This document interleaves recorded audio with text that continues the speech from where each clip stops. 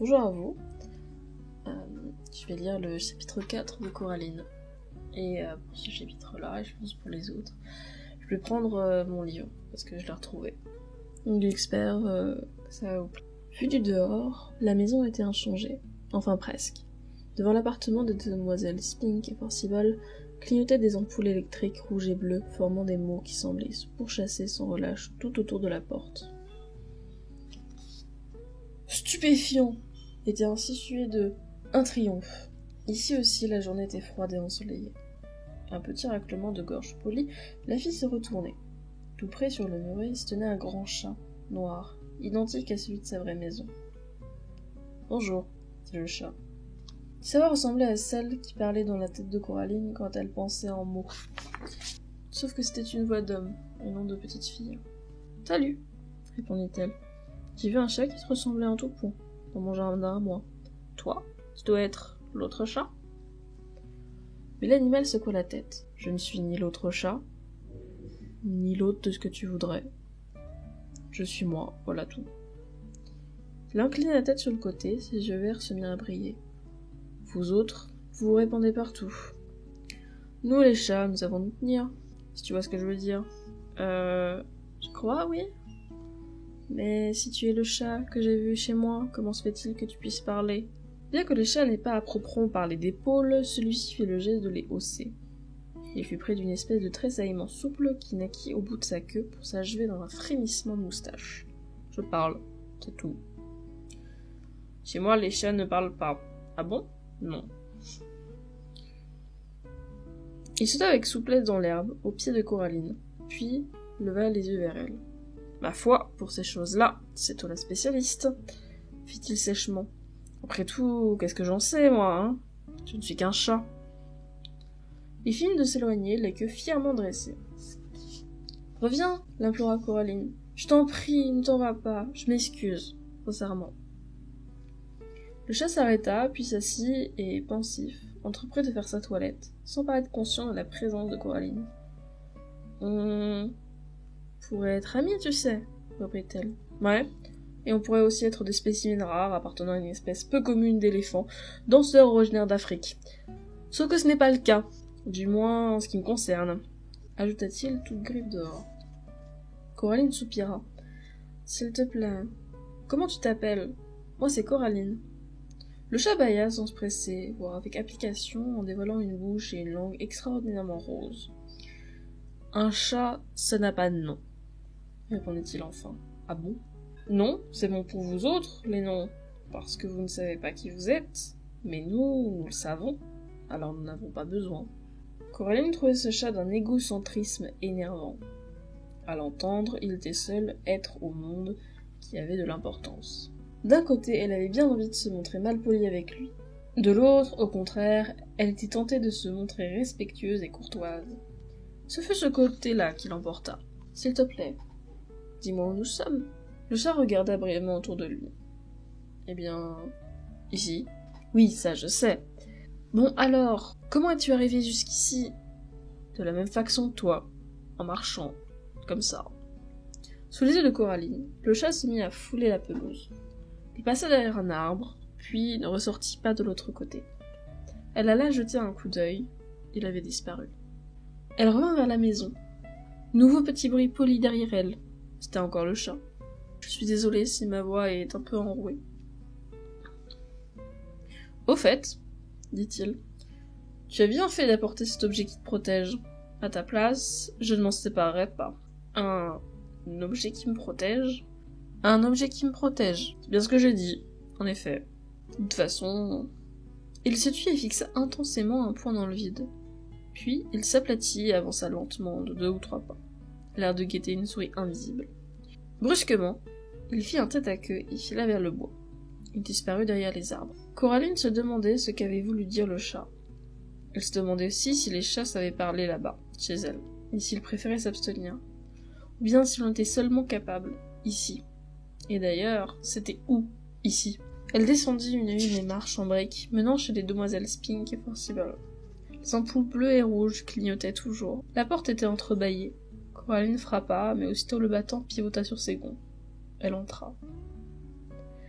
Elle déboucha dans une pièce plongée dans le noir qui sentait la poussière et le velours. La porte se referma derrière elle et l'obscurité se fit. Coraline pénétra à tâtons dans une petite antichambre. Son visage entra en contact avec quelque chose de moelleux. C'était du tissu. Elle leva les mains et tira dessus. Le tissu s'écarta. Une fois passée derrière le rideau en velours, elle se retrouva, les paupières battantes, dans un théâtre mal éclairé. Tout au fond, très loin, se trouvait une haute estrade en bois, éclairée depuis les cintres par un projecteur peu puissant. Entre Coraline et la scène, il y avait des sièges, des rangées entières de fauteuils. Elle entendit remuer vaguement et une lumière s'approcha d'elle en se balançant. Quand elle fut arrivée suffisamment près, elle vit que c'était une lampe de poche coincée dans la gueule d'un grand terrier écossais noir qui n'était plus tout jeune, comme le prouvait son museau grisonnant. « Bonjour » fit-elle. Le chat déposa la lampe torche à terre et regarda Coraline. « Allez, faites voir votre billet » fit-il d'un ton bougon. « Mon billet. Vous êtes sourde ? Je n'ai pas que ça à faire, moi. Sans billet, pas question d'assister au spectacle, hein !» Coraline poussa un soupir. « Je n'en ai pas » avoua-t-elle. « Ça recommence » commenta le chien d'un air sombre. « Ça se permet de rentrer, comme ça, au culot, et quand on leur demande leur billet... Ah, je n'en ai pas !» Franchement... Il secoua la tête. « Allez, venez. » Il prit la lampe dans sa gueule et s'enfonça en trottinant dans la pénombre. Coraline lui emboîta le pas, en arrivant au pied de la scène. Il fit hâte, et braqua le rayon de la torche sur un siège vide. Coraline s'assit et le chien s'en alla. Quand ses yeux se furent accoutumés à l'obscurité, elle s'aperçut que les autres occupants des fauteuils étaient tous des chiens. Un crissement dans les coulisses, derrière la scène, Coraline supposa que le bruit d'un vieux micro-sillon passant sur un tourne-disque. Il fut bientôt suivi par un chœur de trompettes sur quoi Demoiselle Spink et Forcible firent leur entrée en scène. Perchée sur un monocycle, Mademoiselle Spink jonglait avec des balles. Mademoiselle Forcible la suivait en gambadant, avec à la main un panier plein de fleurs dont elle disséminait les pétales autour d'elle. Elles atteignirent le devant de la scène. Mademoiselle Spink sauta lestement à terre et les deux vieilles dames s'inclinèrent très bas. Les chiens battirent de la queue et aboyèrent avec enthousiasme. Coraline applaudit poliment. Ensuite, elles déboutonnèrent leur manteau peluché et rebondi, puis l'enlevèrent.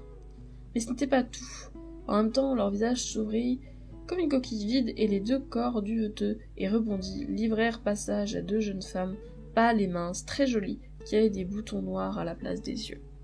La nouvelle Mademoiselle Spink portait des collants verts et des cuissards marrons.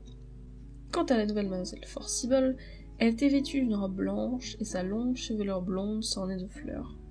Coraline s'appuya bien fort contre le dossier de son siège. Mademoiselle Spink sortait de scène.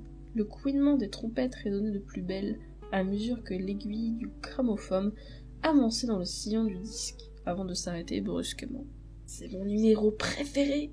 souffra le petit chien assis sur le fauteuil voisin de Coraline. Dans un coin de la scène, l'autre Mademoiselle Forcible prit un couteau dans une boîte. « Est-ce un poignard que je vois là, devant moi ?» demanda-t-elle. « Oui !» crièrent en chœur tous les chiens. « Oui ! Oui !» Mademoiselle Forcible salua, les petites bêtes applaudirent encore. Coraline, elle, ne se donna pas cette peine. Mademoiselle Spink revint. Elle se tapa sur la cuisse et tous les chiens émirent un petit jappement. « Et maintenant ?» Du coup, il faut faire les voix jeunes. « Et maintenant ?» déclara Mademoiselle Spink. « Myriam et moi-même avons le plaisir de vous présenter un nouveau complément de programme.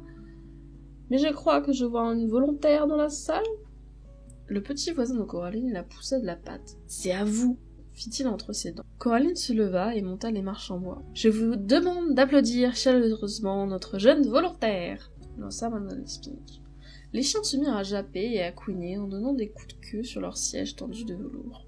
« Alors, comment t'appelles-tu, Coraline ?» demanda Mademoiselle Spink. « Coraline ?» répondit Coraline. « Nous ne nous sommes jamais rencontrés, n'est-ce pas ?» Coraline dévisagea la jeune femme mince, aux yeux, boutons noirs, et secoua lentement la tête en signe de dénégation. « Bien !» reprit l'autre Mademoiselle Spink. « Mets-toi là !» Elle l'entraîna sur le côté, près d'un panneau en bois, et lui posa un ballon sur la tête.